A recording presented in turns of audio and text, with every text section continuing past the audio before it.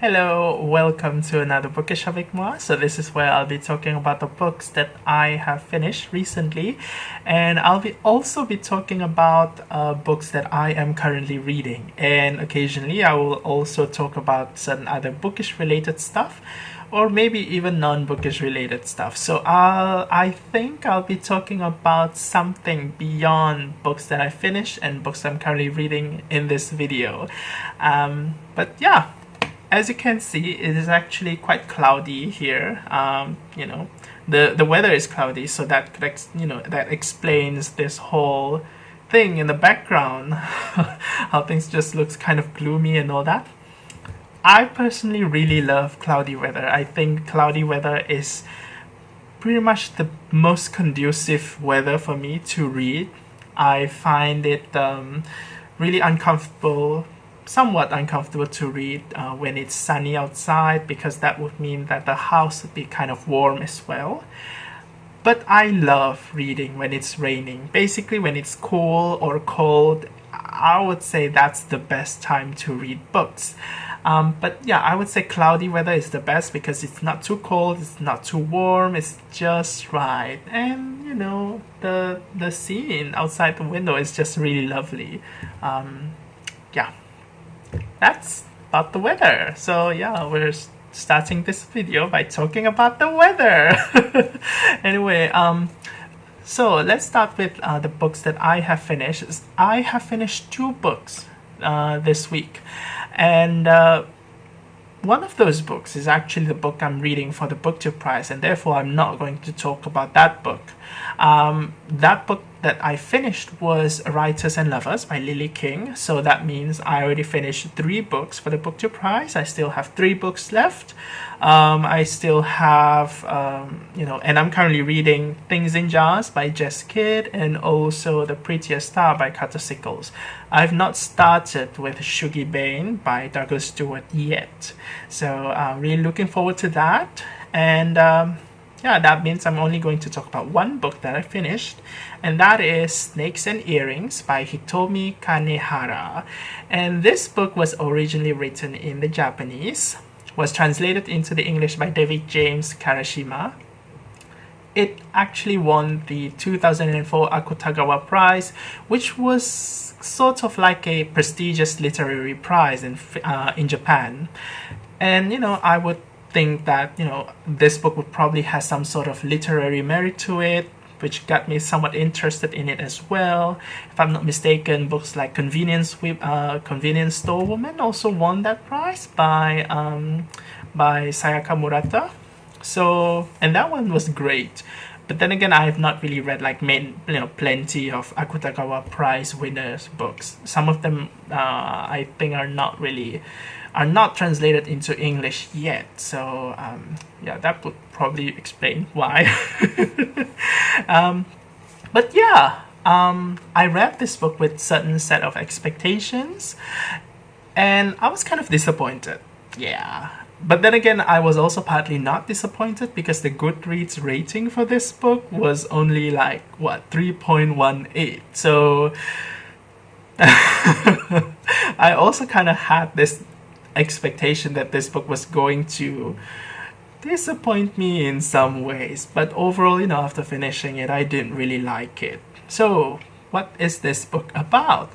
This book is about this teenage girl named Louis. So she's 19 years old, and she is in a relationship with another guy whose name is Ama. Now they are living in Japan, and Ama, I would say he doesn't really have a really strong personality, and the only thing I could remember about him is that he has red hair, he tends to wear tank tops, and he has tattoos and piercings on his body.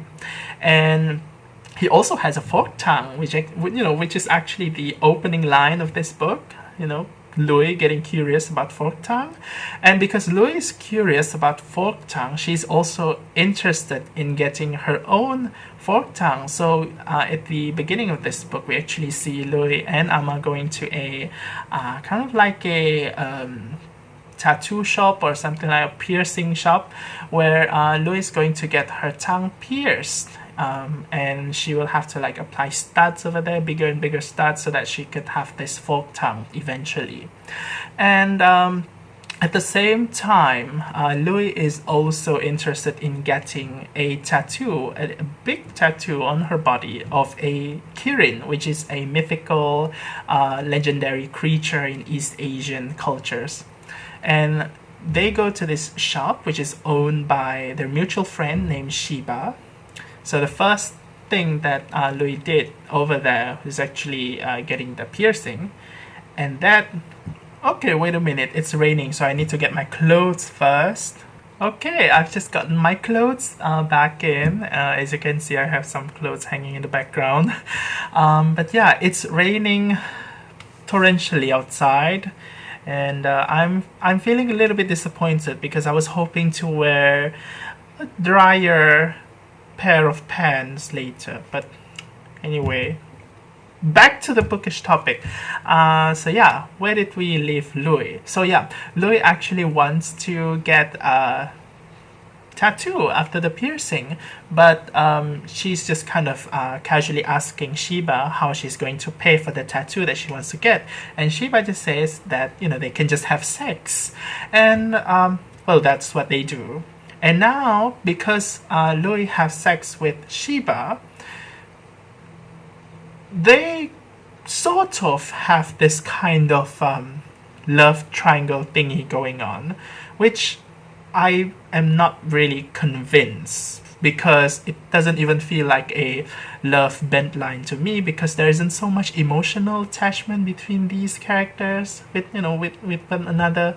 And also another thing that happens in this novel is that sometime early at the first half of this novel, Ama actually commits a violence towards another person who was kind of harassing Louis, and Ama just sort of become jealous, and he hits the guy really violently, and Louis is really worried about the possible repercussion that could happen to Ama because of this action.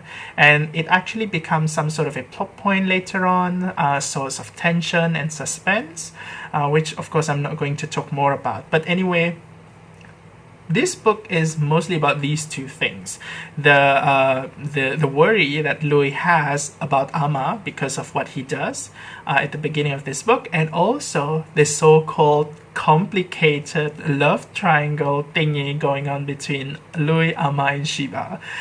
But yeah, that's all there is to it with this novel. As for the story itself, the plot is quite thin. It's not really important as to what happens in the plot. It doesn't really feel like nothing really important is happening. And at the same time, I don't really mind if the novel is not plot heavy, but at the same time, this novel is also not character heavy. It is also not relationship heavy. So I'm not sure what is this novel intend to convey to us. Like, what is the point of this novel? I really don't understand Louis, for example. She's the main character. She's a 19-year-old. She really wants to get piercing. She really wants to, she really wants to get a forked tongue. She really wants to get a tattoo. But I don't really understand why she really wants to get those things. Because, we're reading it in a novel. We're supposed to kind of understand, or we should understand why she wants to do these things. I think that is like really basic. Like, you have to explore why she does the things that she does. And this whole relationship that happens between these characters, they are just so thin. Like, it's almost inconsequential. It's like if you remove one of the characters from this novel, the story would probably move forward in sort of a similar way, albeit with one character missing, but it doesn't really take away a lot of things, and therefore I just think that this novel just really, really lacks substance. And on top of that, I feel that Louis is just a super, super edgy, angsty person. Now, one thing that I kind of try to accept and learn is that when you read a book with a teenage character, it kind of makes sense that the character would be, you know, over dramatic or overreacting or being angsty, because, you know, that's kind of like how teenagers are sometimes. You know, we all have been teenagers before. If you are a teenager, this is probably who you are right now. But I know that I was once like that, and you know, I guess all of us are kind of, we were once like that to varying degrees. But you know, that, you know, from there I just kind of learned to accept that yes, characters in a book can be angsty and it's fine, but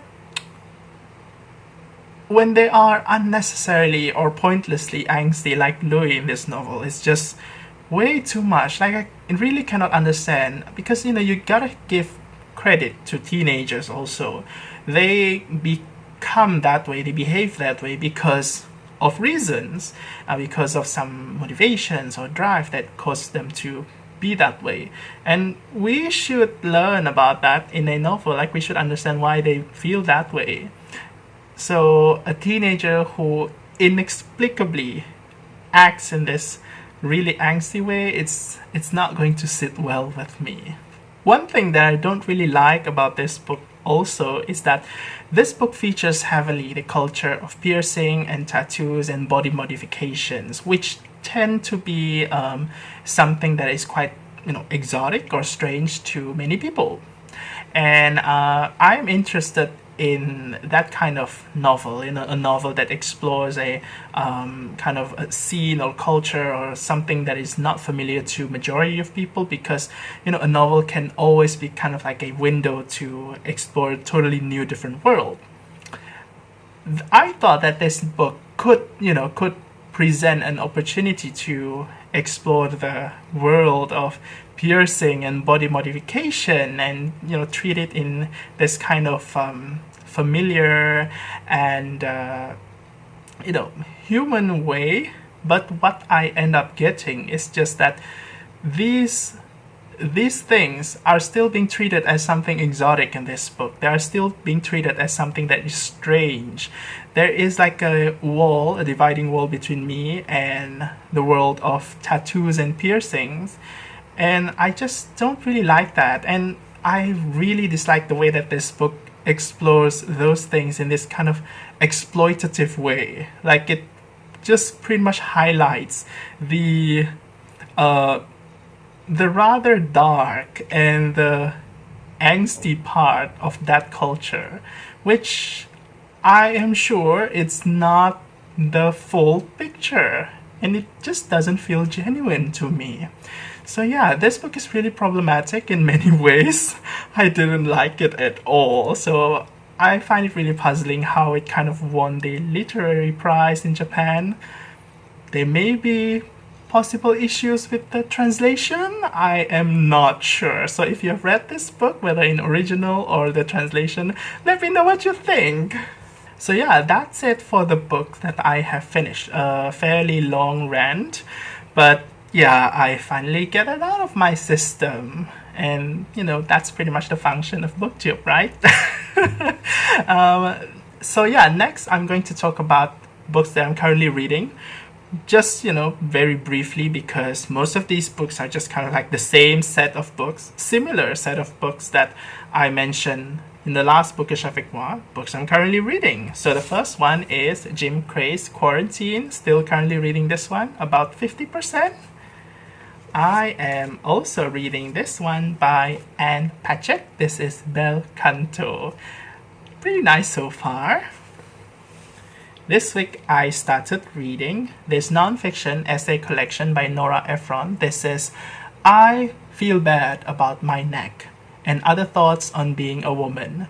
So this book is kind of interesting. I'm not going to talk more about it in this video, but it does feel, you know, it has that humor in it, and it has that kind of superficial humor, which is actually a concept that I kind of find interesting. Not a new concept, but something that I would love to talk about later when I finish this one. And I also started reading this one by Otessa Moshfegh, McGlue, which is about a guy who is somewhat not sure about what he has done, before. He probably has committed some act of violence against someone, but he is kind of drunk. And this one is, I'm still reading this one. This is Justine by Maki de Sade. I am still reading this book by The Man with the Compound Eyes. This is Ming-Yi, translated by Dara Stark from Chinese into English. Also currently reading, oh my gosh, I'm reading a lot. This is Tipping the Velvet by Sarah Waters. I'm still not finished. So this one is Redemption in Indigo by Karen Lord, by a Barbadian author. So I am 50% into this book. And last but not least, it's kind of like a set or kind of like a companion reading-ish project that I'm doing. I'm really interested in reading this one. In fact, I've already started a few pages in this. This is Camila Shamsi's Home Fire, and apparently Home Fire is actually kind of like a modern reinterpretation of the Sophocles Antigone, which I'm totally not familiar with. So what I am doing is that I happen to have this book by Sophocles, the complete plays, translated by Paul Roche. And one of the plays in this book is Antigone, which is actually fairly short. So yeah, I am going to read Antigone first in this book at the same time as I'm reading this one by Camila Shamsi. So I'm really looking forward to that. I have seen so many wonderful reviews about Home Fire, and so I'm really interested in, I'm really keen on reading this one. In fact, the first few pages that I read, they were pretty good. I really like that scene, the whole scene with interrogation in the airport because the main character is a Muslim and all that. Ooh. So yeah, those are all the books that I'm currently reading so far. Really depends on my mood. I'm not sure which ones I'll be finished. And we'll probably talk in the upcoming Bookish avec moi. So yeah, that's all for the books I'm currently reading. Next, I also kind of want to mention kind of like a book mail that I received from one of the individuals that I met in the Bookish community, in the online Bookish community. Her name is Kirsten, and she is, some of you might have probably seen her. She's a fairly regular commenter in the BookTube community, and she is also a bookstagrammer, and she sent me some books. Basically, it all started because we were kind of, talking about Cora Sandel's Alberta and Jacob in one of Sean the Book Maniac's videos, and I was interested in getting that book, but it was so expensive. You get it from the Japan Amazon, and Kirsten happens to have it, and she offers to give it to me. And then she said that she also added a couple of books in the parcel, and so I expected to have maybe about 2 or 3 books in total, but turns out she gave me 6 books in the parcel. So that kind of taught me the arbitrary meaning of the word a couple in English, as a non-native English speaker. Something that I learned. So I'm just gonna show you which books that she sent to me. Now, the first book that she gave me was, of course, the book Alberta and Jacob by Cora Sandel. I'm really excited to start this one. This one was originally written in Norwegian, and it was translated into English by Elizabeth Rokan. And I'm not exactly sure about this book. I feel that it's going to be some sort of a coming-of-age novel about a woman named Alberta, and who I suppose lives in Norway. So yeah, I think that's probably it. This book is actually part of a trilogy, and I'm just gonna try this one first and see if I want to continue with that trilogy. And so the next book that I got was Alice Munro. This is The Progress of Love, which is a short story collection. Alice Munro is a Canadian author, I believe, and this is my first book by Alice Munro. So I've not read anything by her before this. Next one is also a short story collection. This is Aranya Mamoun's 13 Months of Sunrise. So this book was originally written in Arabic, and it was by a Sudanese author named Rania Mamoun, and it was translated into the English by Elizabeth Jacket. This one is also a short story collection. This one is by Chantal T. Spitz, a Tahitian author. This one is called Island of Shattered Dreams, and it was translated from the French, I think, by Jean Anderson. The next one is by Bapsi Sitwa. This is Cracking India. So this book is originally written in English. So this story is about this character who lives in Lahore named Lenny. She has some sort of a disability, and this novel also kind of details her experience when the violence breaks out during the partition of India and Pakistan. So last but not least, it is a war fiction, and this one is by Heinrich Böll. This is The Train Was on Time, and was translated from the German by Leila Venowitz. Heinrich Böll's taut and haunting first novel tells the story of 24-year-old Private Andreas as he journeys on a troop train across the German countryside to the Eastern Front. Trapped, he knows that Hitler has already lost the war, yet he is suddenly galvanized by the thought that he is on the way to his death. So those are the books that I got from Kirsten. So thank you so much for the book mail. I really appreciate it. And yeah, as for this video, that's it. That's all for now, I guess. And you know, the rain has already stopped. I just got my clothes back, and I have to hang them back outside. But yeah, I'll see you again in a different video. So until then, take care. Thanks for watching, and bye. Actually, it is still raining, but the rain actually doesn't reach the balcony, so I'm just gonna hang my clothes anyway.